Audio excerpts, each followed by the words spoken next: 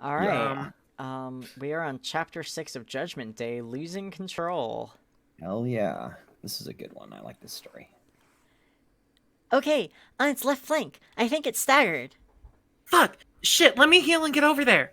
Jade, it's about to run. Let me paintball it. Thanks. It's paintballed and running to 5. Meet you there?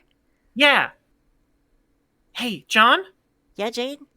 Does this Zinogre seem a bit blue to you? What? What do you mean? I don't know, just look at it. Does it look a little blue to you? No? Not even a little? What are you getting at? I just think she looks a little sad is all, because he's really blue compared to your character. What? What about her? You usually wear blue armor and now you're wearing red? I just like the Rathalos armor better. That's it. Hmm. What is it this time? Vivi? Yeah? It worked, just like you said! Why'd you call me out? Oh, I was just testing it. He's not gonna like that, you know. What if he gets mad at me? Oh gosh, is he there now? I think so. I don't really have much control, nor can I see much of what's inside. Inside? Yeah, we have a space in the head. It's his childhood home, I think. He keeps shoving me in his dad's room for some reason. Ooh, it's kind of cool. To you, maybe. Does he know I called you out? I don't think so. Everything is fuzzy, and What did you say? Nothing. I think I have a headache. Do you think after this hunt we could take a break? Oh gosh, sorry. Yeah, John, it's no problem. After all. What are friends for other than to come along with your weird fascinations? Dave held the palm of John's hand tenderly in his own. He was an artisan of the craft. John's nails, his canvas, and the nail polish, his brush. Dave was surprisingly good at this, better at this than John realized. John would have appreciated what Dave was doing a lot more if he could actually speak. Well, thanks, Strider. I sure do appreciate you coming along for the ride. You know, I was just thinking about how it's been a while since we all hung out together, and I was really hoping I could get some time together. What about you, Carcat? John felt his head move towards Karkat. He looked back, his skin still flushed from the mountain of pancakes. John, I would love nothing more than to spend time with you, my best friend in the entire. The world spilled out of his mouth. He wished he could have stopped them. Oh, come on, Vontus. I know you hate it here. Karkat blinked at him. There was a look on his face that he couldn't parse. He's uncomfortable, dumb shit. Scared of me. Isn't that what you wanted? I don't think so. You responded. The words actually came out of your mouth this time. What do you mean you don't think so? It was a straightforward question, John. Dave stared at him. He could move his head this time. David just asked him a question and John pulled his hand away, smudging the nail polish. Whoa, what the fuck, dude? I wasn't done. Are you okay? That was some pretty fucked up shit you just said. John's face fell. What? Carcat and I are here for you, dude. We're your friends. And that's what we do. We stick up for each other and yell at people who have too much money about that they don't know what common fucking decency is. Is this about. Dave cut him off. Forget about it. Karkat cleared his.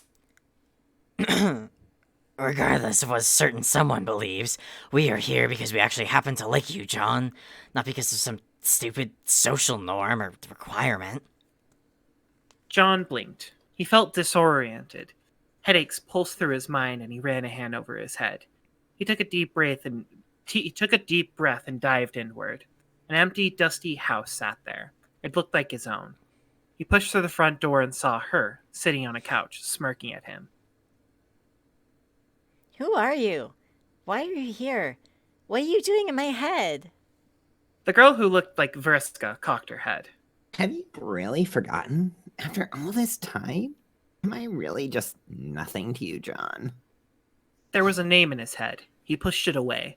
The girl that looked like Vriska fell off the couch and began being dragged towards the stairs. I don't care what you are. I just want you to go away and leave me alone. She dug a fist into the carpet and held herself there, grabbing onto one of the banisters for help. God damn it, the formatting. Yeah, it's such a pain in the ass sometimes. Tell me Fuck about it. you. I'm tired of being thrown aside every time we get close to this. You know exactly what I am. John screamed. Her grip fell, and she flew up the stairs and through a hallway. A door slammed shut. The house vibrated with sound. Something muffled. Something lost. He looked around as it shook. Okay, holy fuck, dude, what the hell? He felt Dave's hand shaking him, jostling him, pulling him back to reality. He blinked and stared at Dave. Dude, you there? Karkat stared at him with worried eyes. I'm fine. Everything's okay now. I think the episode is over. Dude, you sure? We're right here for you. Right, Carcat? Yeah, sure. We are right here in your hive. However, please excuse me as I'm going to go sit over there for a while, just out of throwing distance. John looked down.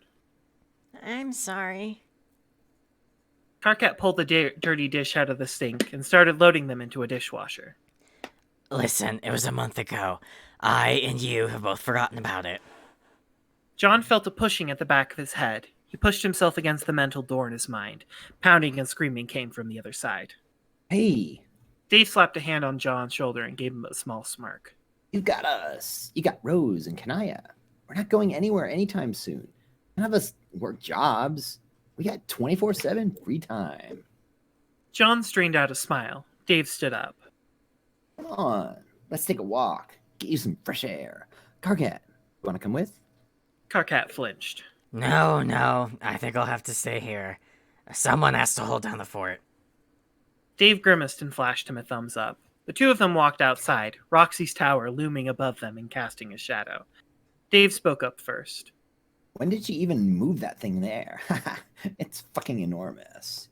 Yeah, they don't actually live there. Most people think they do, but it's just for show. Their real house is in the Carapacian Kingdom, and they just show up there for publicity stunts. Is that Dave? The next line? Yes, it is. Who's okay? I thought you didn't even know where they lived. They lived there.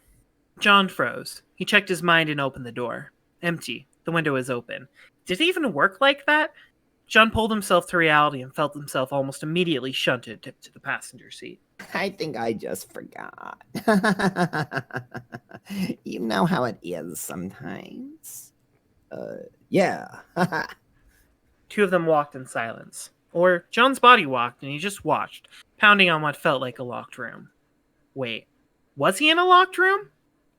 His body moved on. He took a step away from the window that showed him the outside world and found himself in a recreation of his childhood home. The walls were painted white as before, the kitchen smelled of freshly baked goods, and the urn was still intact. Everything was as it was before the game. He could hear the noise of someone upstairs and the sound of a wind chime outside. He gasped out words, feeling like he was underwater. Hello? His legs felt heavy. He felt heavy. He could hardly move. He thought he remembered being outside, but things felt wrong. He felt wrong. There was something about him that was wrong. He ran a hand down himself. He was tall, square, shaped like a pole, and it felt wrong. His body felt wrong. Something was off in his head. He lifted the foot up towards the stairs. The feeling increased. The world felt wrong. He took another step. Gravity felt like it was destroying him, but he kept pushing. The room to his door opened, and he saw her again. Vriska? Can I not have any time to myself? Does everything have to be about you? Who are you? John yelled back at her. If you're not Vriska, what are you? She let out a groan of frustration, and John felt the weight of his body increased. He slammed down onto the stairs just like he had done to her before. She screamed with the force that shook John's core. I'm Phoebe! John flew back from the stairs. His head slammed into the wall. He felt dizzy. He couldn't get hurt in his head, right? He was fine. He was going to be okay. Phoebe held up a hand to her forehead. He was going to be okay. She took a deep breath. He was going to be okay. Ah! The noticeable symbol of the Scorpio appeared on her forehead. He felt something tickling his brain. His inside brain. Hey, what are you? Everything went black. I like that story. I do too. I forgot that I made it so that like Roxy and Calliope do gender rallies, and that just sent me Very reeling. good. Really, it's a lot of fun to read.